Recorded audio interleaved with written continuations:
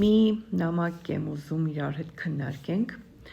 ասում է ամուսինս, իրա բարեկամները, ասում են, որ սկրոմնի եղի, քեզ լուրջ պահի, արդեն ամուսնացած ես, մեծ ես, երեխեք ունես, քեզ ուրիշ ձև պահի, հրաշքներս։ Ես մինչև հիմա սկրոմնի չեմ, լուրջ չեմ,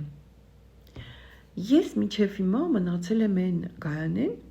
ում հետ որ ամուսինս ամուսնացել է 21 տարեկանում։ Ես այդ աղջիկն եմ մնացել, ու իմ ամուսնուն դա դուր է գալիս, բայց երբ որ նման բան են ձեզ ասում աղջիկներ, մի նեղվեք, ուղղակի հիշեք մի բան, որ ես ասում եմ մենք կին ենք և մեր դերը պետքա ունենանք, ծնողի մոտ մենք երեխա ենք, կարանք մեզ երեխու պես պահենք, այո, թող ծնողը իրան զգա շատ կարևոր ու մեր հրաշք են մեծն է, ինքը մեծն է, երեխայիս մոտ ես ծնող եմ, մայր եմ, այստեղ արդեն ուրիշ դեր է իմ դերը, ամուսնուս կինն եմ,